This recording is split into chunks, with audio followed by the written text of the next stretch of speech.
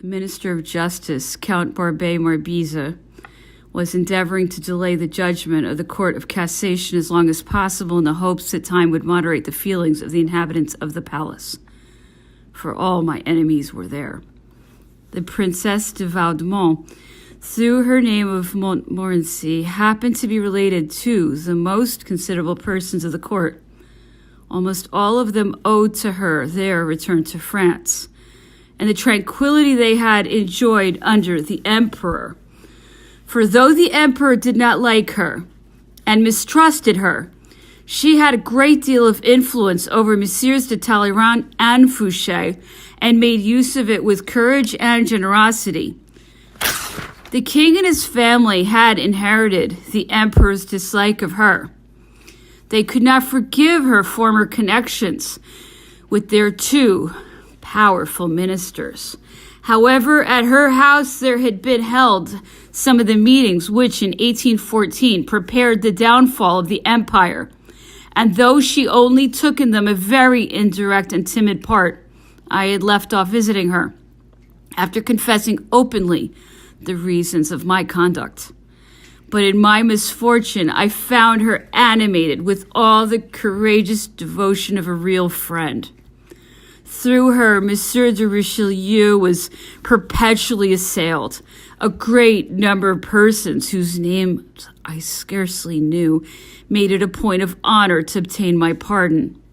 Madame de Vaudemont recalled to their memory my behavior in Saxony towards the unfortunate French whom I had found there, and in France during 14 years. I had facilitated the return of a great many, and as I never regarded them otherwise than as unfortunate countrymen, I had frequently employed my influence to be serviceable to them.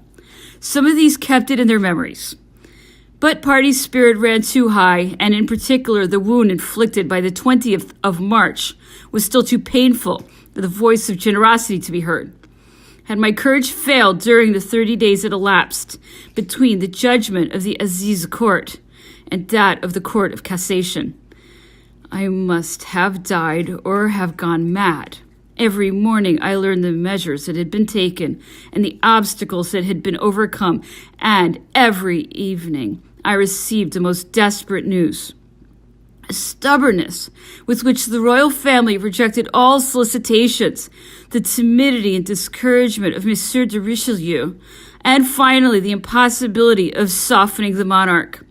From time to time, some courageous friends came to see me in my prison, in spite of government, who might have punished them. Monsieur Pasquier, who was Secretary of State, and Monsieur de Freville, Master of Requests, both told me to hope for the best, but I easily discovered, through their professions, a secret discouragement over which they could not triumph in my presence.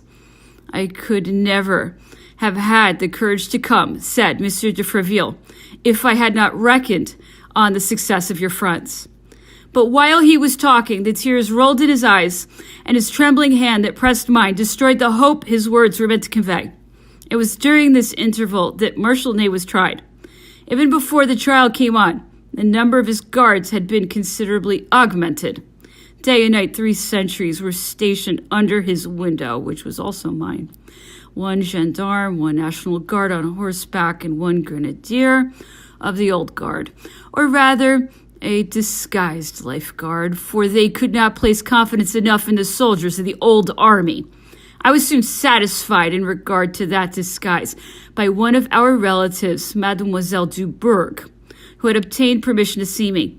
She had seen one of her cousins standing sentry, and in the uniform of an old grenadier of the cavalry of the guards. Every evening, the marshal conveyed in a coach to the Luxembourg and brought back to the conciergerie next morning. On the 7th of December, he did not return.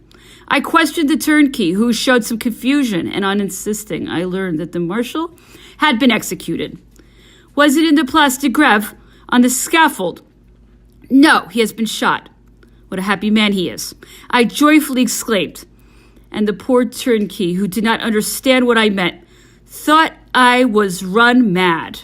Time, however, passed on. One of my council advised me not to wait for the judgment of the Court of Cassation, but to write to the king and invoke his clemency. I had an invincible reluctance to take such a step.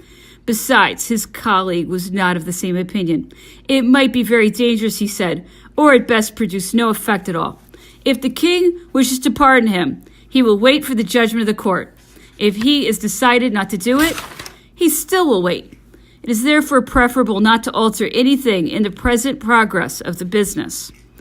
The Duchess of Plasencia, a daughter of the Minister of Justice, came one day to fetch Madame Lavalette and conduct her to her father. The two ladies fell at the feet of the venerable old man.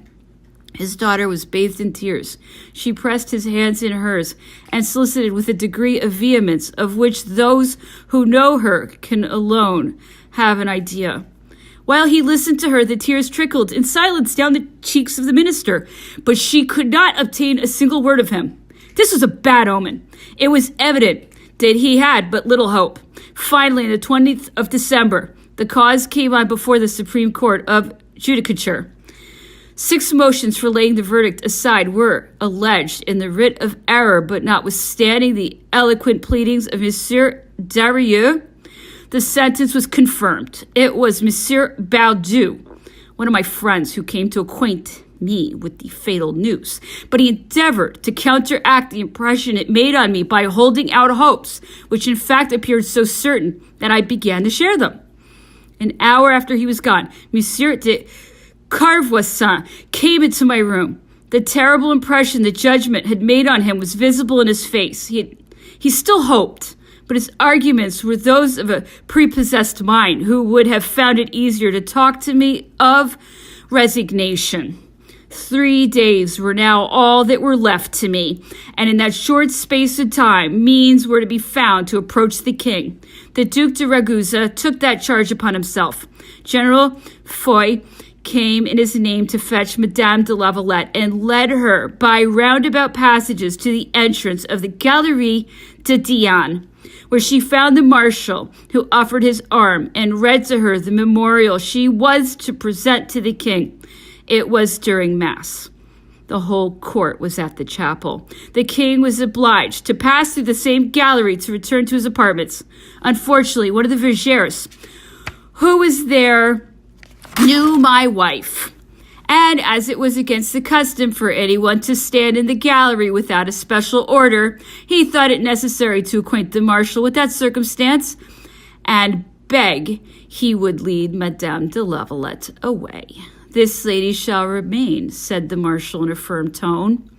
De Vergere went to acquaint an officer of the palace of what had happened, who repeated the warning in so positive a tone that the marshal might look upon it as an order. However, he replied, "This lady, being here, shall remain. I will answer for everything." In the meanwhile, the court was advancing. The king, who had been informed of the fact, felt it was too late to send away an unfortunate woman who might perhaps cause some tumult by her resistance. He therefore advanced, and when he came facing Madame de Lavalette, she fell at his feet and presented her memorial. The monarch bowed to her, took the paper, and saying, "Madame, I can do nothing but my duty," went on. My wife held in her hand a second memorial for the Duchesse d'Angoulême.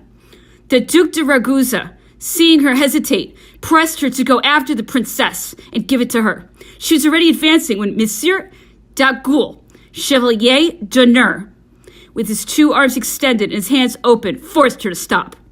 This observation of the king was very unlike the one he had made a month before when Madame de Lavalette was admitted into his closet. He now talked of his duty when his clemency was invoked. The word was appalling. Emily seemed at first not to feel its full force, but my fate was decided by it, and I quickly began to think what I should do to deceive and keep my wife and child away during 2 days. In regard to the former, that was no easy thing. Her courage augmented in proportion to my danger, and she resolved to make a fresh appeal to the Duchesse d'Angoulême. The princess lodged on the ground floor of the Tuileries in the apartments previously occupied by the King of Rome. Madame de Lavalette put off the black dress she had worn the day before at the palace, got out of her sedan chair in a neighboring street, and presented herself at the princess's door at the usual hour of admittance. Her pale features, her swollen eyes, her slow step soon told the footman who she was. The door was immediately shut and an order given not to let anyone in.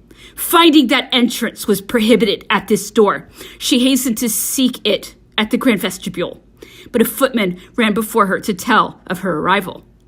As she was also repulsed there, exhausted with fatigue, she sat down on the stone steps leading to the courtyard and remained there a full hour, still in the delusive hope that she would be admitted. She attracted the notice of all who passed by, and especially all those who went into the palace, but no one dared to show her the least compassion.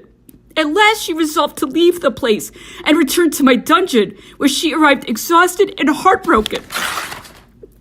I felt, however, that my hours were numbered. I had no more than 48 left, for only 3 days are allowed for convicts to apply for mercy. The keeper of the seals chose not to present his position before the second day. The king had already silenced the Duke of Richelieu on the subject.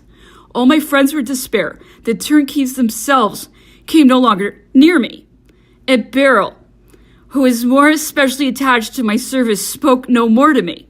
He wandered about my room, apparently without knowing what he did. It was on Sunday evening. They usually execute criminals on a Friday, I said. Sometimes on a Saturday, he answered, stifling a sigh. The execution generally takes place at 4 o'clock, sometimes in the morning. Saying these words, he went out and forgot to shut the door. A female turnkey of the women's prison was just going by at the time. Seeing me alone, she rushed into the room, seized the cross of the Legion of Honor I wore, kissed it with transport, and ran away in tears. This enthusiastic action of a woman I had never seen but at a distance, and to whom I had never spoken, told me at last my fate. My wife came at 6 o'clock to dine with me. She brought with her a relation, Mademoiselle Dubourg. When we were alone, she said, "It appears but too certain that we have nothing to hope. We must therefore, my dear, take a resolution, and this is what I propose to you. At 8 o'clock you shall go out dressed in my clothes, and accompanied by my cousin. You shall step into my sedan chair, which I will carry you to the Rue des Saints-Pères, where you will find Monsieur Baudu with a cabriolet, who will conduct you to a retreat he has prepared for you, and where you may await without danger a favorable opportunity to leave France." I listened to her and looked at her in silence. Her manner was calm and her voice firm. She appeared so convinced of the success of her plan that it was some time before I dared to reply. I looked, however, upon the whole as a mad undertaking. I was at last obliged to tell her so, but she interrupted me at the first word by saying, "I will hear of no objections. I die if you die. Do not therefore reject my plan. I know it will succeed. I feel that God supports me." It was in vain that I reminded her of the numerous turnkeys with whom she was surrounded every evening when she left me, the jailer who handed her to her sedan chair, the impossibility of my being sufficiently disguised to deceive them, and finally my invincible reluctance to leave her in the hands of the prison keepers. "What will they do," I said, "when they discover that I'm gone? These brutes in their blind rage, will they not forget themselves and perhaps strike you?"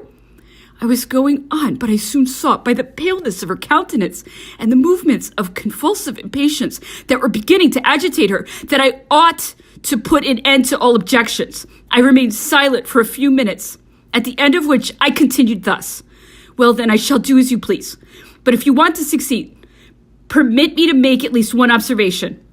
The cabriolet is too far off. I shall be scarcely gone when my flight will be discovered, and I shall most undoubtedly be stopped in the chair for near an hour is required to go to the Rue des Saints-Pères.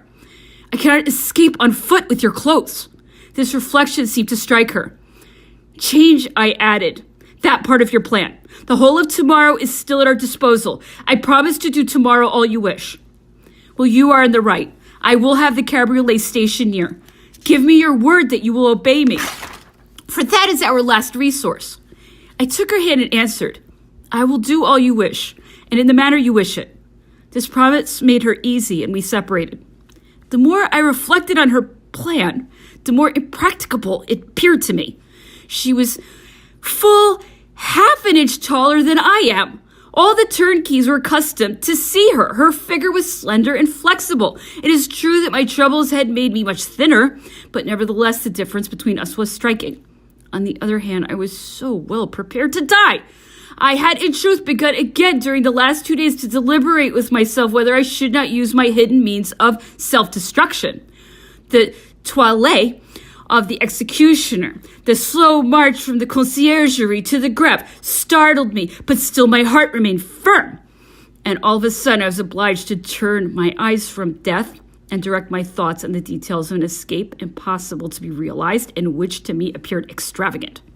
The burlesque was about to be mixed with the tragic part of my story, for I certainly be retaken in women's clothes, and they would perhaps be cruel enough to expose me to the public under that ridiculous disguise. But on the other hand, how could I refuse? Emily appeared so happy at her plan, so sure of its success. It would be killing her not to keep my word. The following day, while I was still absorbed in these dismal thoughts, she came. I learned from her that on leaving me the evening before, she had gone to the Rue du Bac and had stepped out of her chair at a short distance from the hotel of the Minister of Foreign Affairs, Monsieur Baudu, having advised her to make one more endeavor with that minister, but ingenuity was required to come at him. She had asked the porter which were the apartments of Monsieur Bresson, treasurer of the department. And as he lived in the first court, she stopped for a few minutes on the staircase and then went into the second court and arrived at the minister's antechamber. She was told that His Excellency was out. I will wait, was her reply. The valet de chambre, to whom she addressed herself, recognized her and went to complain to the porter, to whom orders had been given since the morning not to let her in, for her presence before the door of the Duchesse d'Angoulême had put everybody on the alert.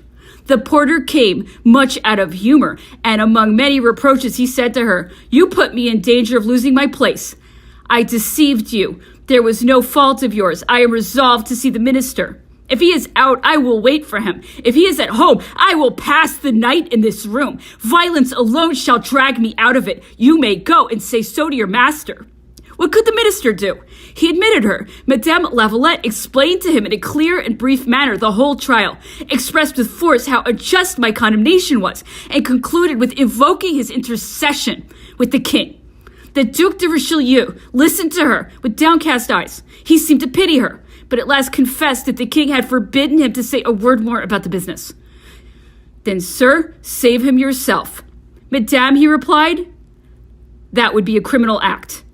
Cannot you at least present a fresh memorial in my name?" The Duke, eagerly seizing the idea, answered, "I consent to that. Send it me tomorrow by 8 o'clock, and I give you my word that it shall be delivered without delay to His Majesty."